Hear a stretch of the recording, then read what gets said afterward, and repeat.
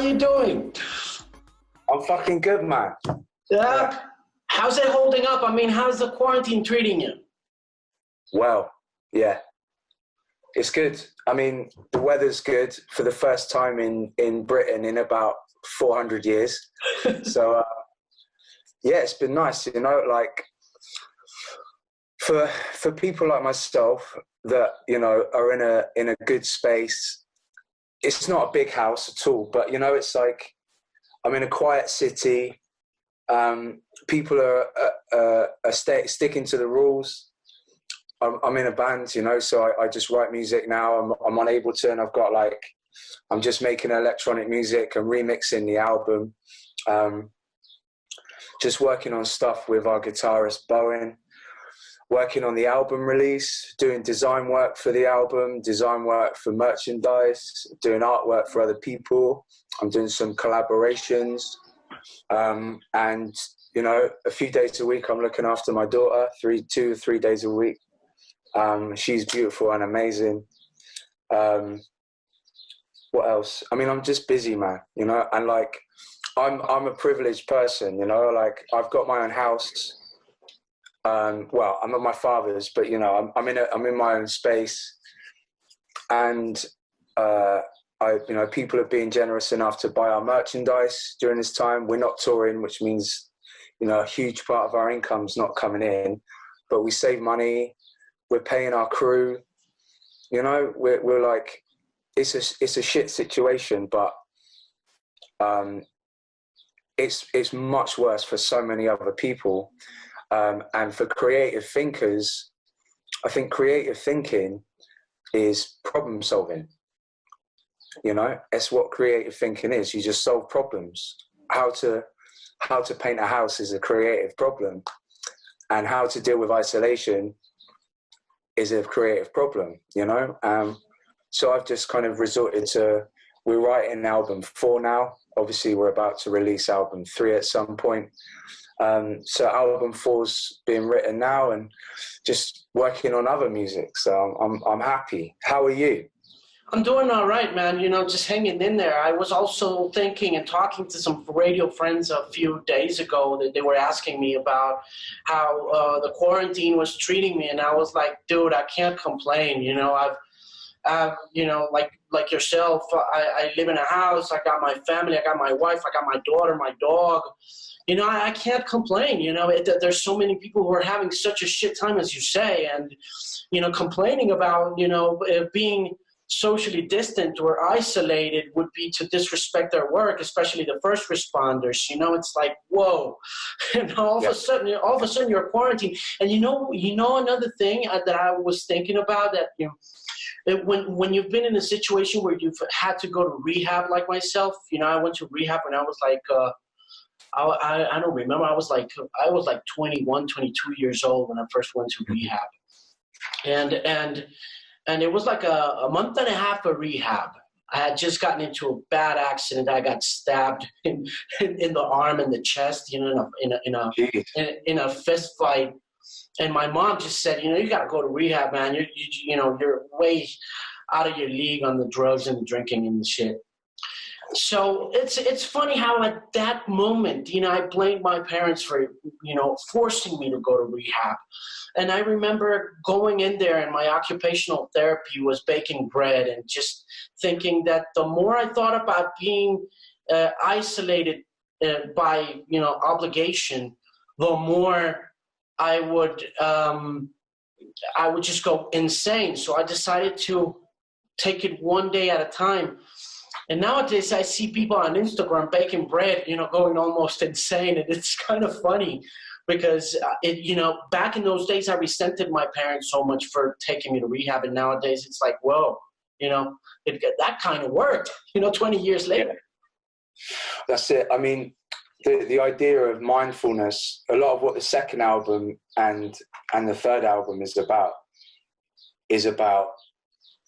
dealing with the present and being present.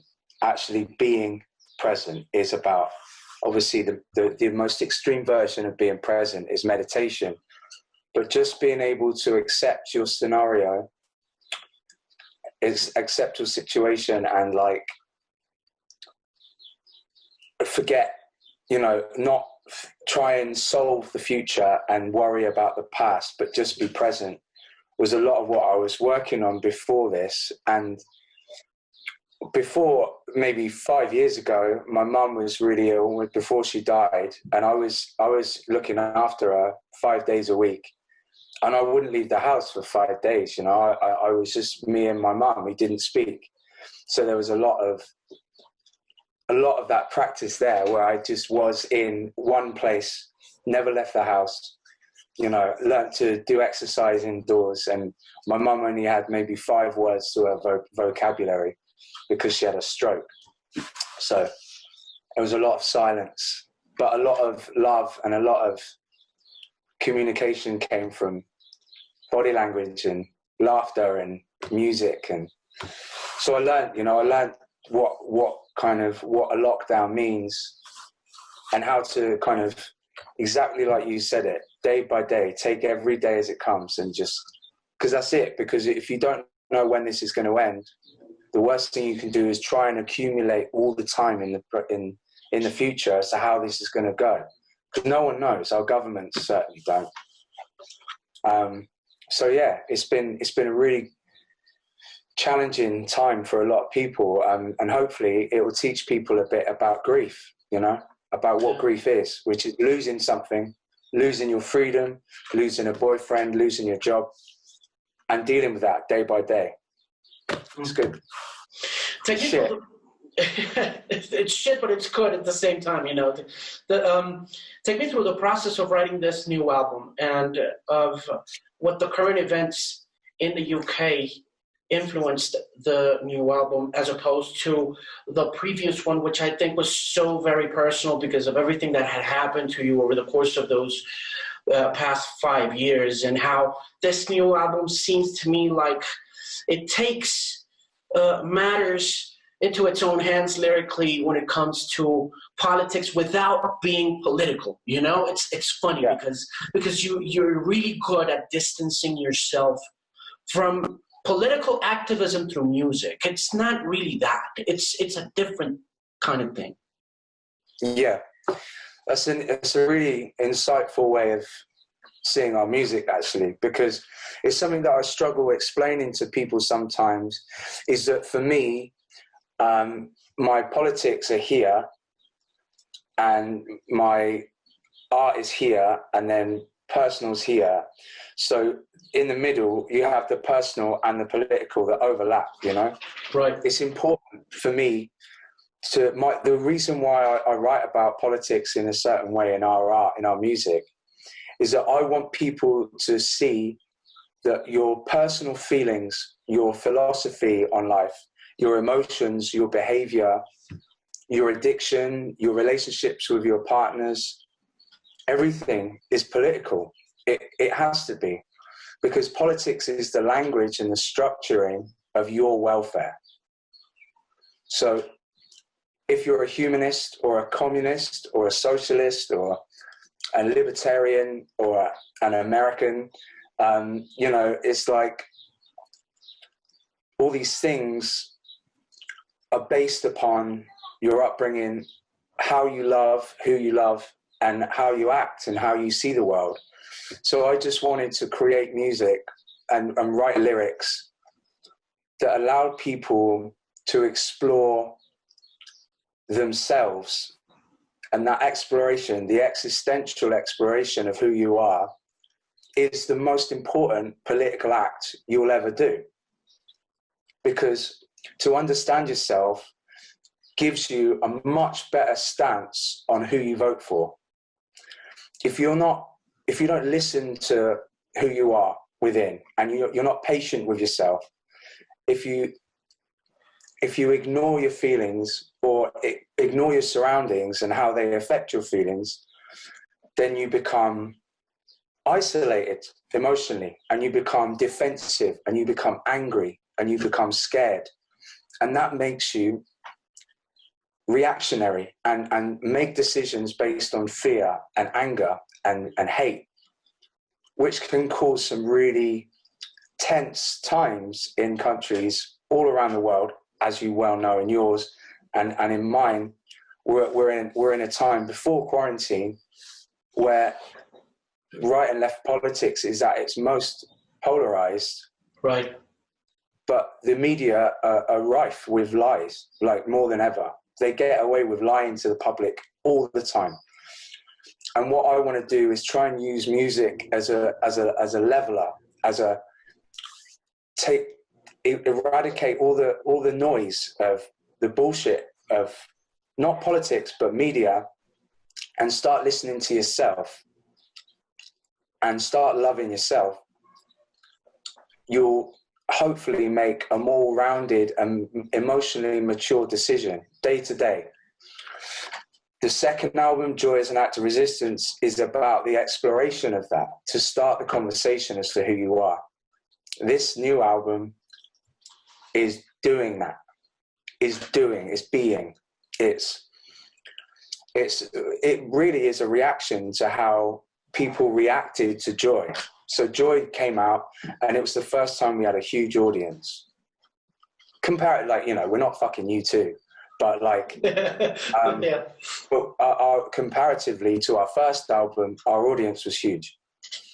So suddenly we had a lot more reflection on what our music meant to other people. So that's a lot of things coming into my brain when writing the third album that I either chose to ignore or acknowledge and write something new. So the third album really is about listening to the reaction of Joy as an Act of Resistance. And because Joy as an Act of Resistance was the start of a conversation. It was a start of an existential journey that I guess was a meta-narrative for existentialism, for humanism, for joy, of enjoying your own skin. But within that are lots of different pockets of relationships, addiction, violence, love, politics. And this is maybe my own reflection of my own instruction manual of how I actually go forward. It's a motivation, it's an engine. This album was supposed to be like a solid entity that was complete in its present. Right now, I am complete and accepting that. I don't need to change. I will change and I will develop and I'll evolve into something new tomorrow. But to truly make a well-rounded and loving decision, I need to accept who I am now and be present to move forward. If I'm constantly involved in the past and constantly involved in the future, I'll never be present and I'll never truly enjoy my own skin. So this is the kind of the next step from Joy. This is the reaction to Joy. This is the conversation that I'm now having with people, which is many different things, but really it's about my reaction to Joy and how I need to move forward and be a better person to myself and the people around me and my music. Now, musically, it was exactly that. It was about how can we be as holistic and purposeful as possible. And that meant trying to make the sound of self-confidence, completeness, the sound of a force of moving forward, and how do we complete that? And we kind of acknowledge the fact that we're in bigger rooms now, playing bigger venues. So we wanted to have that sound that Wagner had, of like, you know, like a big force that sounded complete because it was 36 instruments all playing something at the same time. But we wanted to create that with 5 of us and have a sound of unification and what the sound of a community, a strong community, sounds like. And that's within, you know, all of one can be a community as well as one can be a part of a huge community. How can you complete yourself, kind of consolidate all of who you are and go forward?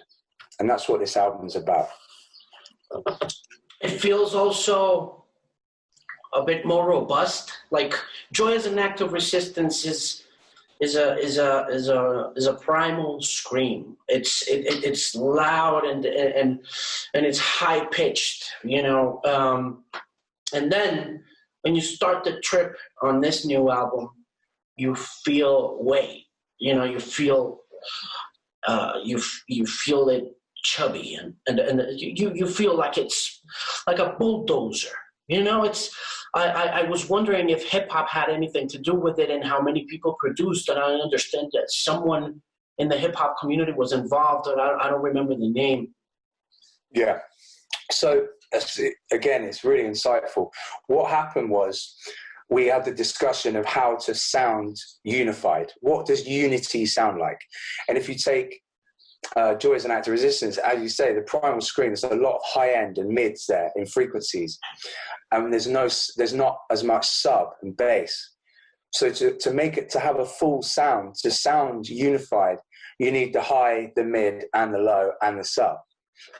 And that's what an orchestra has. It has all the different frequencies from top to bottom, which gives you that full sound, which is why it sounds so beefy and meaty and big. It's because everything's there, complete. So obviously, as a 5-piece rock band, to get mids and highs, easy, cymbals, guitars. Bass, easy, bass. But on record, to have that balance where they all come through, we needed to write songs differently. So you can try and write a song however, but then in the studio to balance songs that aren't written for balance is really hard. Whereas if you write songs where you're all playing, so if the bass plays the part that's for the bass and the guitars play the mids, you're immediately leaving room for each instrument to come through on the record. So that's what we did. Every song was written around a single part, and then we built around that one part. And then to get subs and to really get that bass punch, we went for Kenny Beats, who's a hip hop producer, because you know the best sounding records aren't rock records. If you put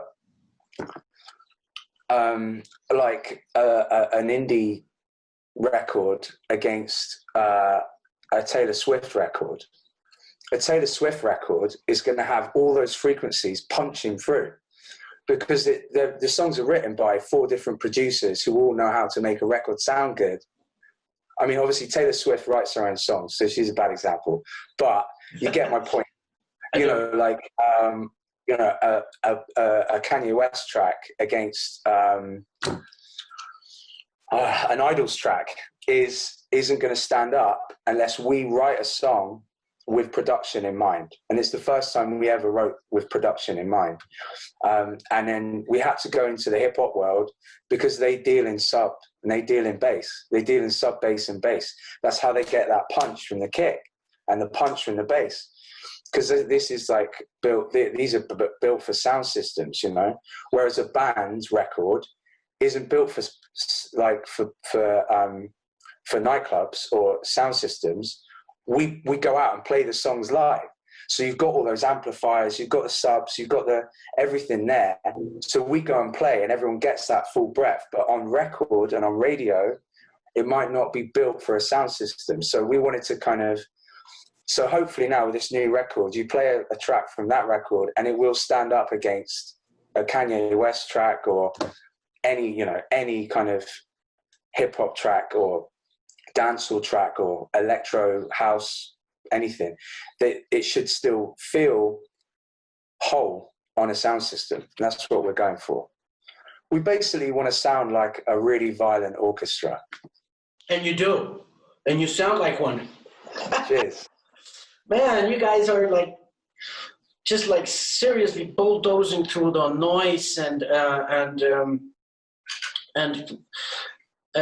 also making you reflect. I wanted to ask you about the impact of community in writing these songs, because Joy as an Act of Resistance was pretty much, even though it connected in so many ways to that burgeoning community that came afterwards, It felt like an individual series of thoughts on life and addiction and femininity and masculinity and many things. Whereas it feels as though, as you said, community permeates everything that's going on this new record. How important was the fact of acknowledging that your fan base has turned into this solid, really coherent, cohesive community into the writing of the songs? It was massive. Obviously, the theme of the album came first, and the thing I wanted to kind of emulate as a theme of the album and a sound of the album was that I'm like, you know, it's kind of a reaction to libertarianism, which is all about the individual, and I don't believe in that. I think you're only ever as strong as your community. And obviously after Joy as an Act of Resistance came out, suddenly we had a huge reaction from really beautiful people that made themselves vulnerable and shared their stories with us and made us feel part of something much bigger than ourselves. And that is the best fuel for self-belief, is knowing that you have the support of people. That is the essence of community. There's that saying that it takes a village to bring up a child. And I think it's true. Like the band is a child, and it's been brought up by a huge village of people, of like-minded people that want to be part of something bigger than themselves, that want to believe in something apolitical, which is love, which is empathy, which is strength in an open-minded unity that accepts people for who they are, not who they should be. And that's given us huge strength and huge relief, knowing that we're not on our own. That's amazing. So this album was writing about that. It was about how do we make the sound of unity? And that is about knowing that you're part of something bigger than yourself. That is self-belief. You can't do it on your own. You don't learn on your own. You can't express on your own. You can't die on your own. You can't, because just knowing, like, well, no one wants to die on their own, you know? And it's like, this is the sound of that feeling. It's the engine. That's why it does sound like a bulldozer, because it's that motion of going forward, but it's a unified motion. It's like, you know, it's like krautrock, but 50 cans rather than one can playing. It's like, you know, it's like there's 400 members of Kraftwerk, you know? yeah, it's a good reference, man. That's a pretty cool reference. You know what I like about the album too? I like the atmospheres. I think that I like the atmospheres about the album.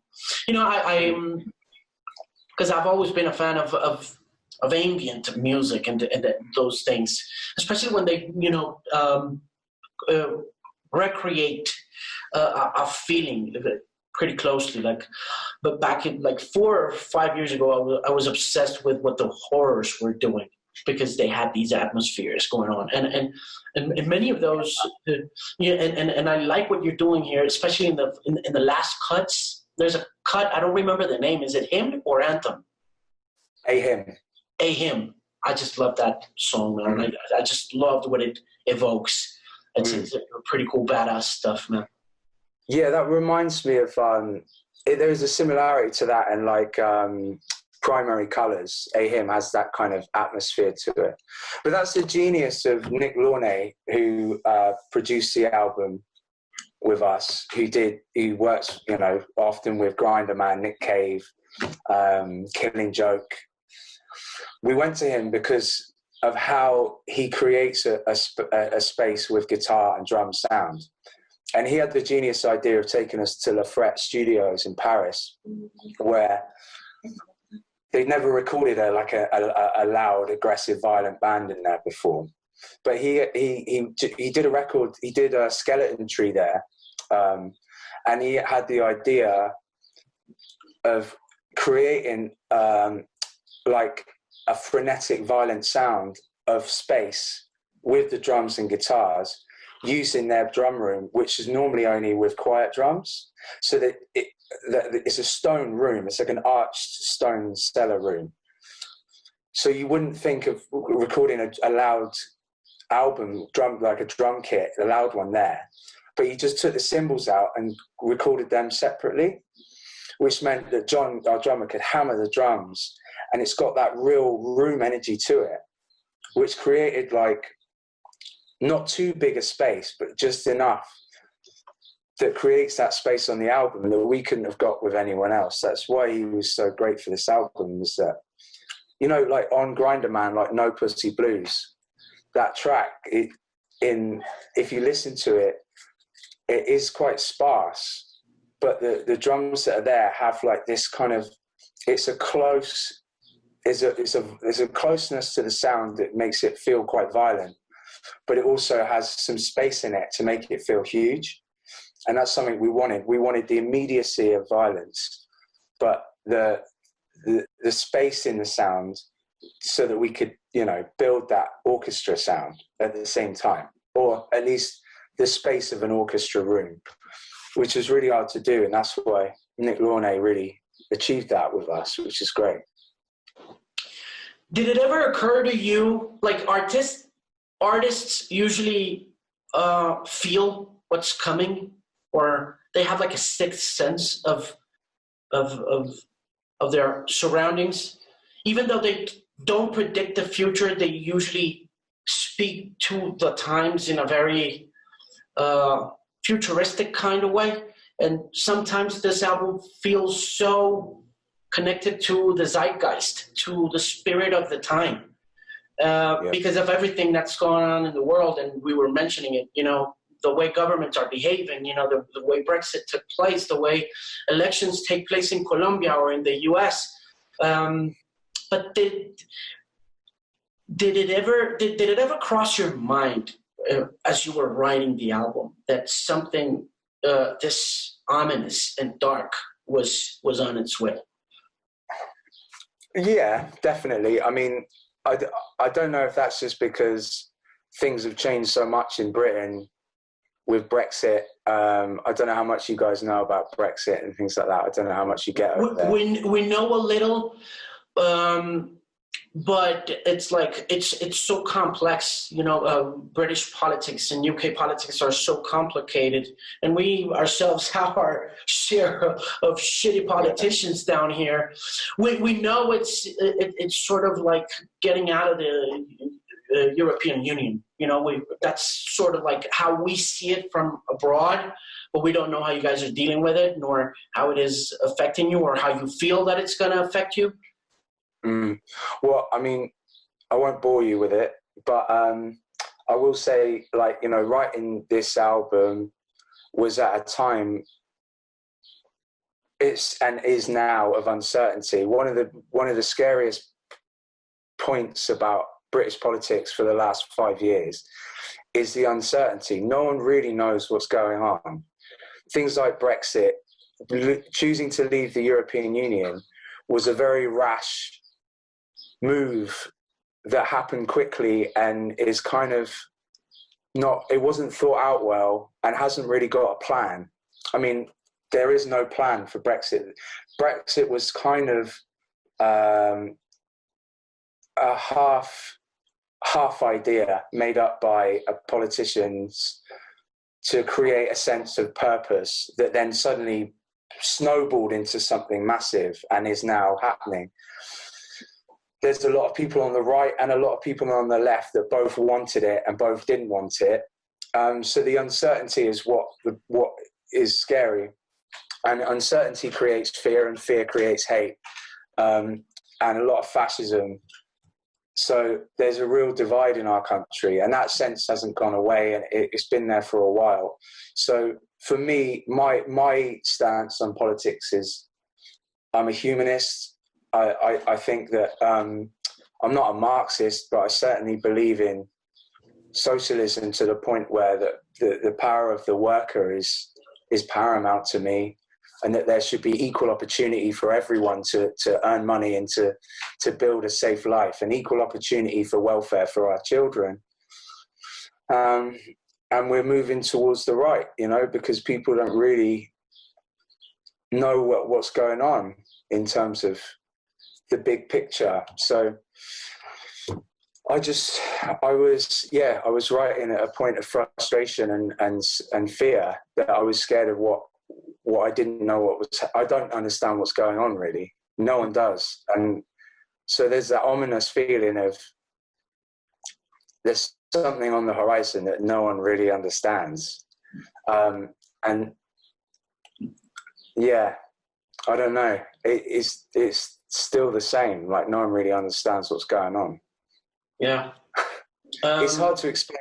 It sounds like I'm apathetic, but I'm not. It's just it's hard to know what to believe in and who to vote for at the moment. I mean, I'm never going to vote for the right ever. I just don't believe in that side of politics. But on the left, there's no clear left. It's very central, and I don't fucking care for centralized politics. But what I do care for is... It's pretty hard being a leftist nowadays. I don't think if you have any leftist principles or values, it's pretty hard to defend them without being, targeted, Yeah, I mean, I don't give a fuck about being targeted. I think like the difference between Colombia and Britain is that, it's not... I think people who kind of call themselves socialist in Colombia are socialist, or a lot more socialist than people in Britain are. Really, like it's politics is a lot more diluted here because there's a lot more. It's a lot more centralized. It's a capitalist society, like with a lot of money and not a lot of industry. It's just imagined money that comes from banking, and we've kind of followed from North America in politics, where it's all identity. It's all like, I don't know, people are voting for people, not for policies, They're voting for, it's like Trump. It's like, voting for the individual. It should be party politics. It should be about the manifesto behind the party. Whereas now it's all about slogans and, just, I don't know. The idealists are dying out, and it's just this middle ground of capital, money. Also, on the left in this country, it's hard to be left because no one really knows what that means a lot. Like people say they're leftist, but really they're centrist, and they don't really have strong morals. And I don't know, like I'm not anti-capitalist because I'm not anti-capitalist. I think that capitalism is not working, and a lot of people are dying at the hand of uber capitalism in America and UK and other developed countries. I think it is a huge imbalance, and I would love to be able to spread, like that. If I could spread the wealth and give equal opportunity to everyone, I would. But it's just how you get there. And I think in Britain, it's just completely confused now, and it's hard. But it's, I know what I believe in. I just think humanism and empathy and compassion is the way. And nothing is going to get better with capitalism, like true capitalism, definitely not. You told me at the beginning you were working on electronica. Tell me a bit about that. Well, I got Ableton, and I got a Moog synthesizer and stuff, and I just wanted to, because I grew up on hip hop and grime and garage and jungle. I didn't grow up on like guitar music. I didn't grow up on rock and roll and punk and stuff like that. I kind of got into that when the Strokes came about. As soon as the Strokes came, I got rid of my baggy jeans. I suddenly just discovered a new world of music, and my dad kind of helped me along with that. And I never turned back. But I've always still loved hip hop, and I've always still loved jungle and techno and house and stuff. And Bowen and I met. He was a techno DJ and I was a hip hop DJ. And we started the band when we met each other, but we were both into electronic music, really. And now we're just going back to it just for something to do because it's fun, and we want to implement the best parts of that music into rock music so that it sounds better on stereo.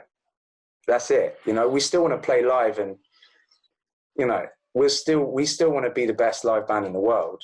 We just want to create the best sounding record in the world as well. Yeah. But yeah, like we're definitely not there yet, but we're trying, and that's the best part. You know? But yeah, I mean, I love it. Like at the moment, I don't know. I just think the best albums coming out aren't rock records. Hasn't been for a while. That's my honest opinion. Don't get me wrong. Like Kim Gordon's album.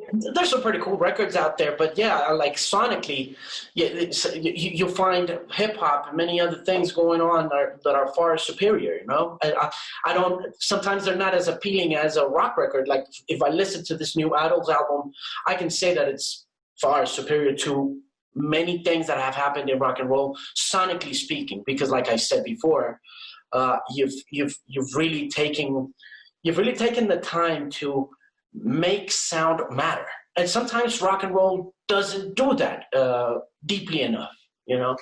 Yeah, I think one of the things about rock and roll as well, or just rock music, is when they explore the sound, they're quite dogmatic in what that means, in terms of they think about guitar tone, amp tone, cymbals. We're like, yeah, but also the room sound, sub sound, bass. Like you can also use, I don't think you can capture the energy of a live rock band without synthesis. Now that doesn't mean we're all on synths playing there's like 8 synths to a track. Like, it's not how we're working. But you have to synthesize things to make that magic, to create the energy that you play live. We record all our songs live in 1 or 2 or 3 takes. No songs more than 3 takes ever in the studio. That's our rule. And that creates that energy of us making sure, you know, it's like, and it creates a beautiful energy in the studio.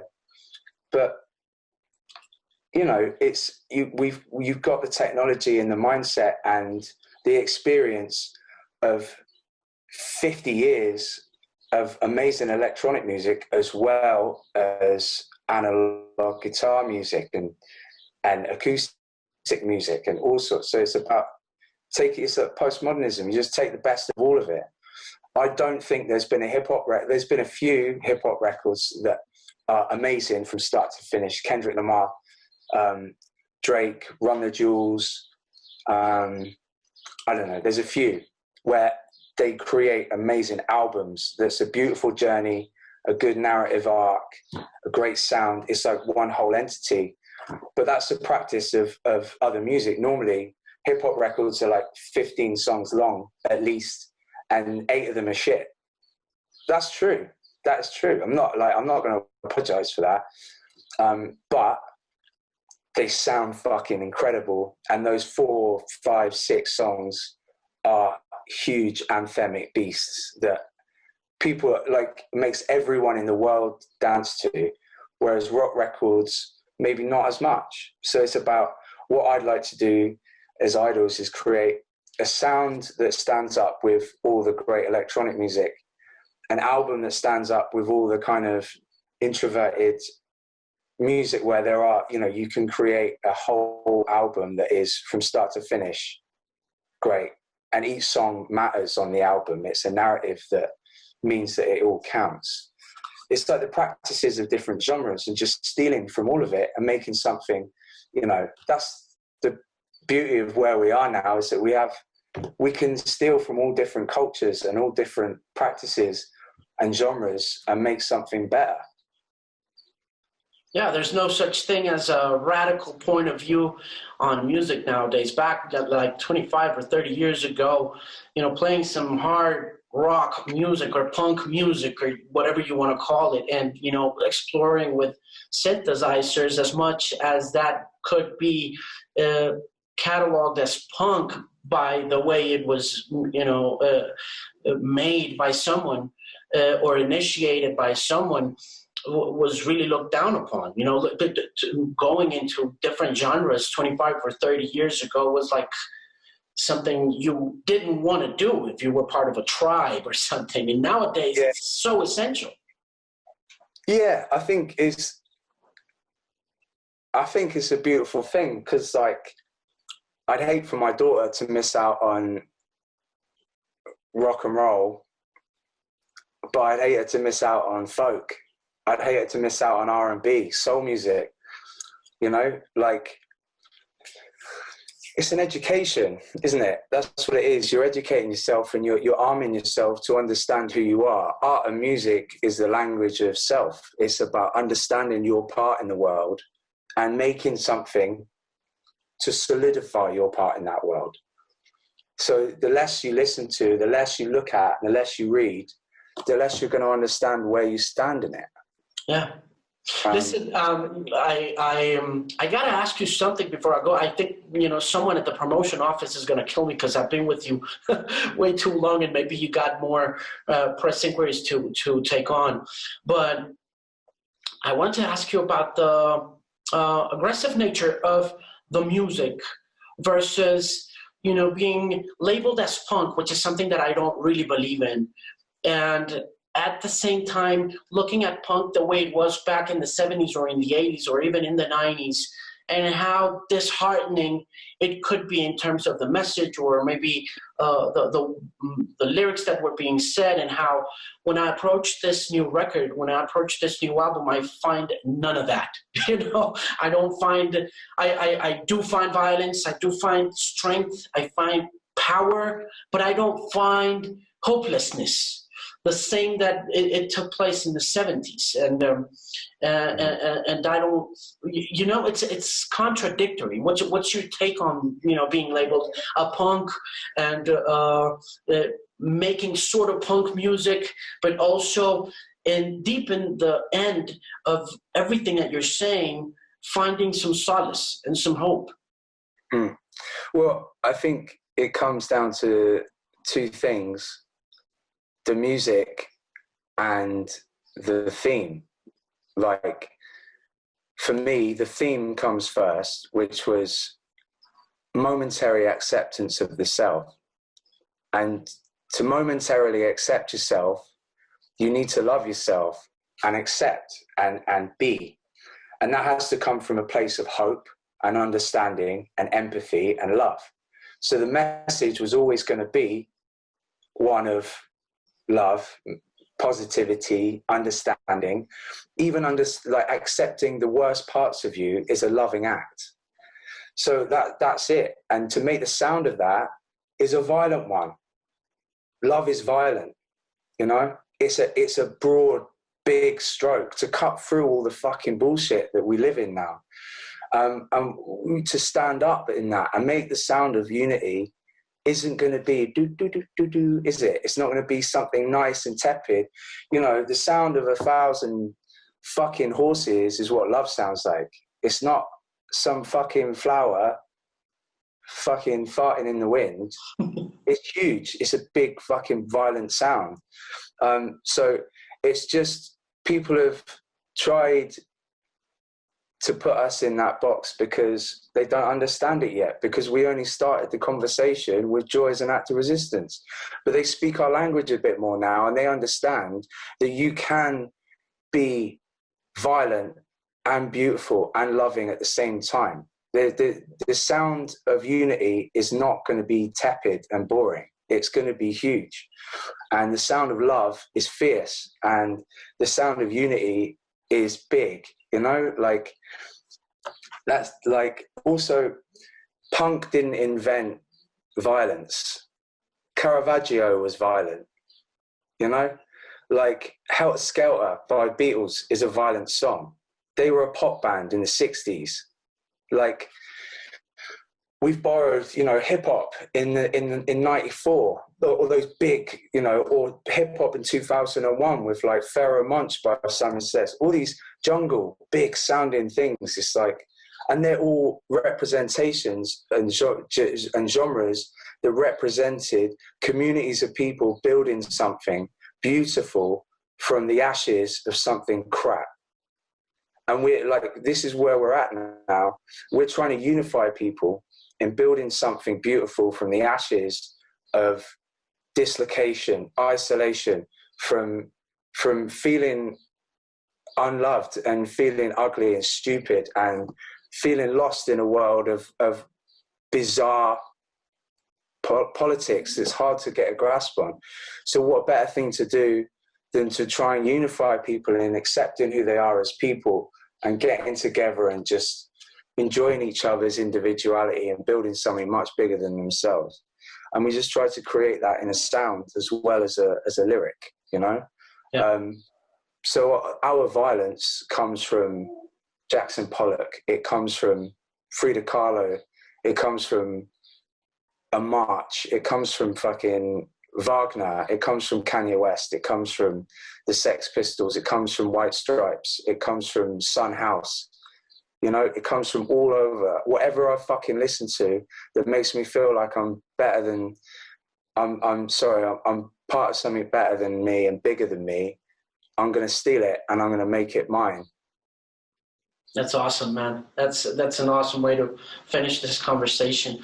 I look forward to seeing you guys perform. I mean, we were really, really looking forward to seeing you perform at the Stereo Picnic this year, man. And I know that Mexican fans are going to be watching this, and we're also looking forward to seeing you perform. And it's a bummer, you know. It's a bummer we didn't get to do that this year, but hopefully 2021 will happen. What's your take on, you know, going back on the road? How are you going to deal with that, you know? As soon as we're allowed to play safely, we're going to play, and we're not going to stop until we have to stop. Like we got no hope of touring for a while, I don't think. The laws don't seem to look like they're changing. But you know, playing live is what we are. We're a band, and you know, we've created a record that's good enough to stand up against our live show now, which I don't think we did before. But once the album's made, you know, it's the album. I'm not going to fucking sit there and listen to it all day, every day. I want to play. So as soon as we can play, we will. But we just got to wait until we're allowed properly and do it right. You know, we can't afford to come to Colombia or Mexico and play to 200 people. We can't afford it, which is shit. Like we can in our country, we can start playing 200 cap rooms, and it would be fine. But traveling across the other side of the planet, we got to make it right. Otherwise, we come back with no money in the bank. But yeah, like it's not just about the money, but obviously we have to pay for our own flights, and it's fucking expensive. Well, listen, before I let you go, I don't want to miss the chance of asking you about the campaign on the smaller venues and on what that is like nowadays. Because before the pandemic took place, you guys were really concerned about the state of small venues in the UK and them being closed or shut down. Yeah. Okay.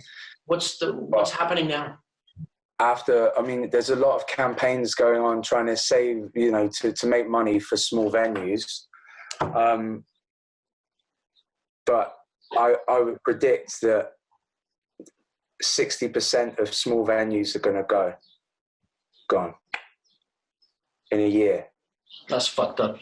At least. And that means, you know, rich bands, which are often the worst bands, I'm not gonna. I mean, don't get me wrong. Like, you know, I grew up middle class, and so did our guitarist Brian. But like, you know, for poor bands, it means not being able to play until they get radio play, and like by people like yourself. Like it's going to create a bigger imbalance, and it's going to make it a lot harder for working class people to make a living from their music and their art. I think it's going to be a general statement for middle class people. I think this is going to hit us the most. I know that low income people and low classes are really having a tough time now. But I think that sometimes, if you look at it, I'm not much of a conspiracy enthusiast, but if you look at it from that point of view, it's like, man, the middle class has some really tough times ahead of itself. Yeah, I mean, I think it depends. I think it depends on the infrastructure of the country. I think it might differ from country to country. I think, for instance, in the UK, I think it's the working classes that are going to struggle, because just the way the country's set up. The only thing I can be thankful for is our National Health Service. Beyond that, there's almost a class war going on in our country, ideologically, not literally. And the poor are losing hugely for different reasons. But you'd think that maybe this sort of a situation would help people lean towards a more unified front, where you just see people struggling. In this sort of situation, it's easy to see who struggles and who doesn't. And you think there must be a way of helping everyone governmentally. Like, you shouldn't have to lean on charities. The government should be able to subsidize for the poor to help them through these times. God knows what it's like in other countries. I'm sure we've got it better than a lot of other places, but I don't know. We'll see. We'll see. All we've got at the moment is hope and our album. And great music, yeah, which is coming pretty soon, and I enjoyed listening to on this preview, and I thank you very much for it. So once again, I appreciate you taking the time, and it's been great meeting you, Joe. Even if it's virtually, I really definitely look forward to seeing you perform sometimes sooner than later. Take good care, man, and say hello to the family, to the daughter. Many blessings to you and the band. Yeah, thank you so much for having me. I appreciate it. And I hope soon we can eat some food together in Colombia.